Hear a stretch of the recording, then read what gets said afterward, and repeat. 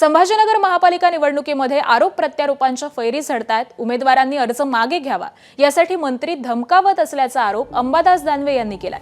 Phone करून उमेदवारांना धमकावलं जात असल्याचा आरोप दानवे यांनी केलाय। आमच्याकडे खातं पुस्तक आहे, हिशोब ठेवला जाईल आणि वेळ आल्यावरती व्याजासह परत करण्यात येणार असल्याचा इशारा दानवे यांनी दिलाय। संभाजीनगरात विशेषतः सत्ताधारी पक्षाचे मंत्री शिवसैनिकांना जे उद्धवजी बाळासाहेब ठाकरे पक्षावरून उभे आहेत त्यांना दम देण्याचा प्रयत्न करतात, धमक्या देण्याचा प्रयत्न करतात आणि काही अधिकारी सुद्धा उमेदवारांना फोन करतात। मी एवढाच इशारा देतो की घोडा मैदान जवळ आहे, एकेकाचा हिशोब ठेवला जाईल। अधिकाऱ्यांना विशेषतः मी सांगतो, एखाद्याने फोन केला ना तर त्याची नाही मी गाढ होऊन मिरवणूक काढली तर माझं नाव अंबादास दानवे नाही, लक्षात ठेवा।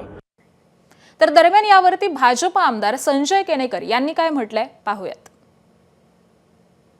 अंबादास दानवेंनी कोणाला मार्गदर्शन करावं मला माहित नाही, परंतु आमच्या दोन पक्षाच्या मैत्रीपूर्ण लढतीमध्ये त्यांनी आम्हाला मार्गदर्शन करू नये आणि आमच्यावर चिंतन करू नये। स्वतःच्या पक्षाची परिस्थिती बघावं।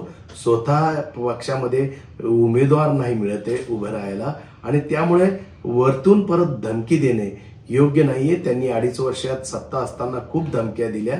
यांनी लक्षात ठेवावं की आम्ही आता तुमची धमकी देण्याची ताकद राहिलेली नाहीये, हे विसरून चालणार नाही। एबीपी माझा, उघडा डोळे बघा नीट।